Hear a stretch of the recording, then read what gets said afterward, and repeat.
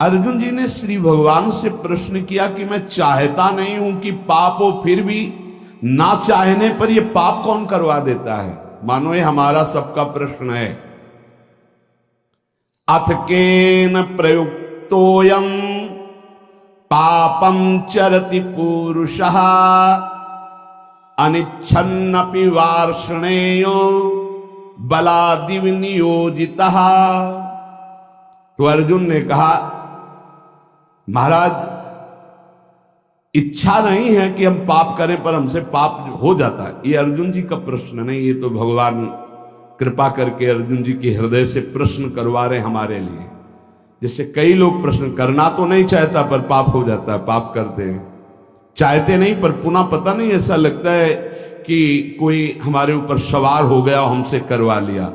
अथ केन प्रयुक्तोयम पापम चरति पुरुषः अनिच्छन्नपि वार्ष्णे बलादिव नियोजिता। हे वार्ष्णे, ना चाहता हुआ ये मनुष्य जबरदस्ती जैसे कोई पाप करा लेता है। ये कौन है जो पाप आचरण करा लेता है? बहुत समझने का विषय है। जो थोड़ा विचारवान पुरुष है, पाप से डरना चाहिए। ये बहुत कष्टप्रद होता है। वो पाप नहीं करना चाहते, अनिच्छिन्न, उनकी इच्छा नहीं कि हमसे कोई ऐसा पाप बने, पर पाप कर्म कर बैठते। ये है कौन जो पाप करा देता है? इच्छा तो नहीं ना। लोग कहते हैं मेरी इच्छा नहीं थी, फिर पाप कैसे हो गया? तो हम मानते हैं कि आप विचारशील हैं, पाप नहीं करना चाहते, पर भीतर जो पाप कराने की इच्छा है उसको तुमने देखा? क्या है पाप? भोग भोग करके सुखी होने की इच्छा। भोग भोग करके सुखी होने की इच्छा, इसको तुमने नहीं देखा? यही पाप कराती है। भोगों में सुख है, ये जो तुम्हारे अंदर बैठा हुआ यही पाप करा रहा है। नहीं, दुख वाला भला आचरण करके दिखाओ कि इसका परिणाम जो है वर्तमान में भी दुखद और भविष्य में भी दुखद, आप बिल्कुल कदम नहीं रखेंगे। आपकी सुख बुद्धि होती है। अभी हम छीना झपटी करके चोरी कर ली चैन की, मोबाइल की, 10-20 हजार मिल जाएंगे, उससे अच्छा भोग होगा। चोरी, हिंसा, व्यभिचार, जुआ, जो भी निषिद्ध कार्य होते हैं, अंदर से सुख की लालसा होती है। अनिच्छिन्न केवल उसका यह कहने का है कि वैसे मेरी पाप करने की तो इच्छा नहीं थी, लेकिन भोग सुख की इच्छा ही पाप का मूल है। बलादिव नियोजितः। अर्जुन जी कह रहे हैं फिर ये बलात् मुझसे कौन पाप करवा लेता है? मेरी इच्छा तो पाप करने की नहीं। ये संसार में सुख है, भोगों में सुख है, अंदर जिसके ये बैठा है वो पाप किए बिना रह नहीं सकता। जैसे दुर्योधन भगवान को कह रहा है कि जानामि धर्मम न च मे प्रवृत्तिर्, जानाम्य धर्मम न च मे निवृत्ति, केनापि देवेन हृदय स्थितेन यथा नियुक्तोस्मि तथा करोमि। केशव, मैं धर्म को जानता हूं पर उसमें मेरी प्रवृत्ति नहीं है। मैं अधर्म को भी जानता हूं पर उससे मेरी निवृत्ति नहीं है। ऐसा लगता है कोई देवता मेरे हृदय में बैठकर करवा रहा है, क्योंकि मैं धर्म जानता हूं। वो देवता है सांसारिक सुख भोग की प्रबल इच्छा, और कोई देवता नहीं। दुर्योधन ने जिसे देवता कहा यही काम है, यही भोग इच्छा है। मनुष्य विचार पूर्वक जब तक इस भोग इच्छा का त्याग नहीं करेगा तो वो नहीं चाहता कि पाप हो, पर उससे बलात् पाप होंगे भोग इच्छा से। इस भोग में सुख है। केन प्रयुक्तोयम पापम चरति अनिच्छ। कौन है जो इच्छा ना होने पर भी जबरदस्ती पाप करा रहा है? श्री भगवान कह रहे काम एष क्रोध एष रजो गुण समुद्भव महासनो महापाप्मा विद्धेन मिहि वैरिणम। अर्जुन, ये रजोगुण से उत्पन्न हुआ काम, यही पाप का मुख्य कारण है। भोगों में सुख है, काम। अब देखो आज की हमारी समाज की धारा किधर बहती जा रही। ये जो बच्चे परस्पर मित्रता, boyfriend girlfriend, live in relation, ये जो आज के नई पीढ़ी में ये रोग लग गया है और इसे स्वीकृति भी है, नाश की तरफ हमारी समाज की वृत्ति जा रही। जहां संयम, जितेंद्रियता, ब्रह्मचर्य, परम पवित्र शरीर, फिर पाणि ग्रहण और आदि आदि आदि, वहां कोई धर्म शास्त्र का भय नहीं, कोई गुरुजनों का भय नहीं, कोई भगवान का भय नहीं। शास्त्र हमारा प्रधान कानून है। वेद, पुराण, पौराणिक, ब्रह्म ऋषि, ये हमारे परम कल्याण के लिए जो सूत्र बोले, ये अगर हम वैदिक सिद्धांत, शास्त्र सिद्धांत, गुरुजनों की वाणी की वृत्तियों को नहीं पहचानेंगे, नहीं सुनेंगे, नहीं समझेंगे, तो हमारी वृत्तियां हमारा नाश कर देंगी। कौन है जो ये पाप करा रहा है? तो भगवान कह रहे हैं रजोगुण से उत्पन्न हुआ ये काम, ये काम ही पाप का मुख्य कारण है। और यही क्रोध रूप में परिणित हो जाता है। बहुत खाने वाला महापापी, ये बैरी बहुत ही नाश करता है। इस विषय में सबसे बड़ा दुश्मन ये काम है। ये रजोगुण से उत्पन्न हुआ है। ये राग से काम उत्पन्न होता है।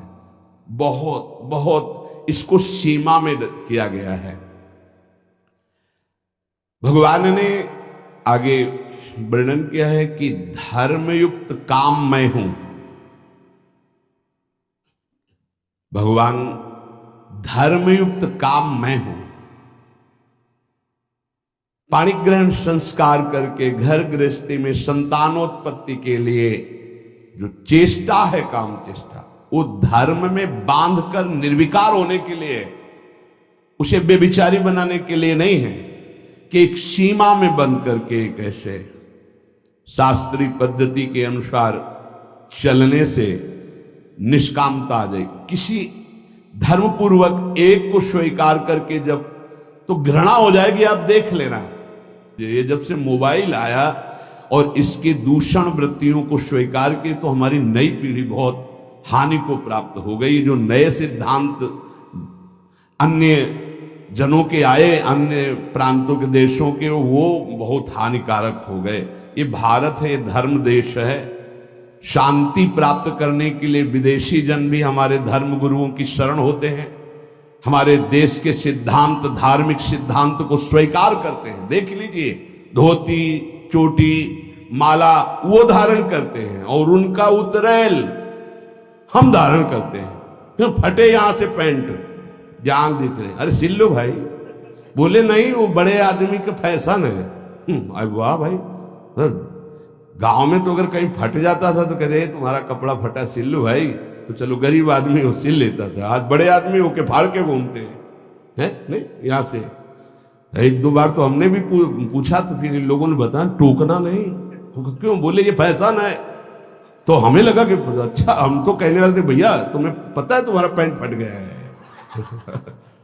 अरे शरीर ढकने के लिए वस्त्र है, वस्त्रों का प्रयोग। यहां फटा, यहां फट दी, जितना फटा उतना बड़ा आदमी। तब तो हमें लगता है कि ये तो बहुत मतलब विचित्र कोटि की बुद्धि है। कपड़े पहने जाते हैं तन ढकने के लिए, फट गए तो सिल लिए जाते हैं। बोले जितना फटा उतना महंगा। भाई बुद्धि भ्रष्ट है। भी तो आप जाके बाजार में फटा कपड़ा लाते हो और पहनते हो। अब नवीन बोले विदेशी, मतलब तो हमें लगता है कि हमें अपने भारत देश का जो धर्म है वो शांति प्रदान करता है। क्योंकि शांति लेने के लिए आप काशी में जाइए, आपको लाखों विदेशी जन मिलेंगे जो धर्म गुरुओं के चरणों में बैठ करके हमारे मोक्ष सिद्धांत को, ये सिद्धांत कहीं नहीं मिलेगा आपको। जीवन मुक्तता, परमहंस अवधूत मोक्ष पदवी या भगवत प्रेम, ये आपको यही मिलेगा। नहीं, नर्क स्वर्ग की बात है, इसके आगे तक की कहीं बात नहीं है। अगर मोक्ष पदवी, जीवन मुक्तता, तो ये यहां की बात है। ये काम बचपन से जहां थोड़ी चेतना जागृत हुई तो ये राक्षस सवार हो जाता है बुद्धि में।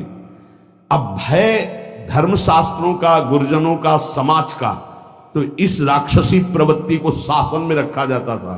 अब वो भय नहीं रह गया। हम कहते अगर मित्रता करो तो आजीवन निर्वाह कर ले जाओ। उस मित्रता को चलो भाई, भगवान जैसा युग धर्म के अनुसार तो कम से कम एक का जीवन स्वीकार किया तो आजीवन उसी को स्वीकार करे रहो। ये काम एस क्रोध एस रजोगुण समुद्भवा, रजोगुण से उद्भव प्रकट होने वाला ये राग, ये काम ही महान पापी है जो क्रोध रूप में परिवर्तित होकर के नाना प्रकार के हिंसा द्वेष प्रकट कर देता है। ये काम क्रोध में परिणित होता है। ये काम महापापी कभी ना अघाने वाला, इस विषय में तुम इसको महान दुश्मन जानो। ये कभी तृप्त नहीं हो सकता, चाहे सैकड़ों शरीरों को भोग लो, चाहे लाखों शरीरों को भोग लो, ये पाप के सिवा कुछ नहीं करवा सकता। ये केवल वासना बढ़ती रहती है। वासना अब की बार, शायद अब की बार, इस अवस्था में नहीं, इस शरीर में नहीं, इस भागता घूमता है। अनंत काल हो गए हमको भटकते भटकते। इसको समझना है। हमारे अंदर जो भोगों में सुख बुद्धि बैठी है, हम चाहते हैं बाहर से कि पाप न हो, पर अंदर से चाहते हैं कि सुख है, इसलिए हम भ्रष्ट हो जाते हैं। इसलिए हम नाना प्रकार के पाप कर बैठते हैं। इसलिए ना चाहते हुए भी हमसे हिंसा पाप आदि दोष होते हैं। इस विषय पर विचार करें। कोई भी पाप करने वाला भगवत मार्ग का चिंतन अनुसरण करने की सामर्थ्य खो देता है। यदि सत्संग मिले तो पुनः हिम्मत बनती है, हम आगे बढ़ते। तो सत्संग मिला, हिम्मत बनाओ, अवलो नशानी अवना नसेयो, जो हुआ सो हुआ, आगे से सावधान होकर हम इस पर विजय प्राप्त करने आए। देखो, जैसे कोई हार गया तो घृणा बुद्धि से नहीं देखना चाहिए। साधक है, युद्ध है, उसको प्रोत्साहन देना चाहिए, ना कि निराश करना चाहिए। आप सब साधक हैं, आप सब भगवत मार्ग के पथिक हैं। अगर कभी चूक हो जाती है, कोई फिसल रहा है, तो हमें दौड़कर उसे उठाना है, ना कि ताली बजा के हंसना है। ये बहुत बड़ा शत्रु है। किसी को कभी भी चूक हो जाने पर फिसल सकता है। हमको रोकना है, हाथ पकड़ना है, गले से लगाना है, दुलार करना है, उसको आगे बढ़ाना है, ना कि ऐसा। एक बार किसी महापुरुष के समीप किसी का ऐसा, तो उन्होंने कहा आज के बाद उसका आसन हमारे पास लगेगा। तो उन्होंने कहा स्वामी जी ये तो बड़ी निंदा की बात होगी कि ऐसा ऐसा ऐसा। उन्होंने कहा नहीं, वो निंदा हम सहेंगे, लेकिन इसको हम टूटने नहीं देंगे। वो रो पड़ा साधक और कहने लगा स्वामी जी ऐसा प्यार तो हमें जीवन में कहीं नहीं मिला। बोले इससे भी अधिक मिलेगा। जहां दंड मिलना चाहिए वहां जब प्यार, तो वो साधक इतना अच्छा तपस्वी और जितेंद्री बना कि कुछ काल में जब हम ब्रह्मावर्त बिठूर में थे, तब वो जब मिले और अपनी घटना बताई, तो महापुरुषों के चरणों की जय हो। जो अगर उसी समय वो उसको कह देते जाओ मैं त्यागता हूं, तो साधक टूट जाता, बिखर जाता, क्योंकि अब उसको लगता अब क्या सब गया। लेकिन जब महापुरुष संभाल लिए और उन्होंने कहा, तो फिर उसको लगा कि मैं नीच तो हूं, पर जब गुरुदेव ने संभाल लिया तो अब ऐसा उत्तम महात्मा। और वो गंगा जी की सीढ़ी पर बैठ के जब बता रहे थे, तभी लगा कि महापुरुषों में कितनी सामर्थ्य होती है, कितना दुलार होता है। इसलिए आपस में एक दूसरे को फिसलने से बचाना है। कोई फिसल रहा है तो मजबूत हाथ से हाथ मिलाना है और उसे घसीट के निकालना है। एक भी टोली में कोई बिखर न पावे, एक भी हमारे कोई टोली का दूसरा पक्ष ले न जा पावे। काम क्रोध लोभ मोह मद मत्सर, आप बहुत सामर्थ्यशाली हो, आप उसकी रक्षा करना, आप उसके भावों को सजाना, आगे बढ़ाना। प्रभु एक बार जो आपका शरणागत हो गया, सुनते हैं कि उसका नाश नहीं होता, नामे भक्ता प्रणश्यति। इतना भी सुना है कि अगर झूठा खेले तो साचा होए। झूठे से कोई कह दे कि हे कृष्ण मैं आपका, तो आप सच्ची मान लेते हो, इतने करुणामय हो। प्रभु आप संभालना। हम जीवन में ये ध्यान रखें कि वास्तविक कोई भी साधक या कोई भी परमार्थ का पथिक पाप नहीं करना चाहता, पर अंदर एक इच्छा है जो पाप कराती है, जिसका नाम है भोग वासना, काम वासना। भगवान उसको कह रहे ये नित्य बैरी है, जल्दी मरने वाला नहीं है।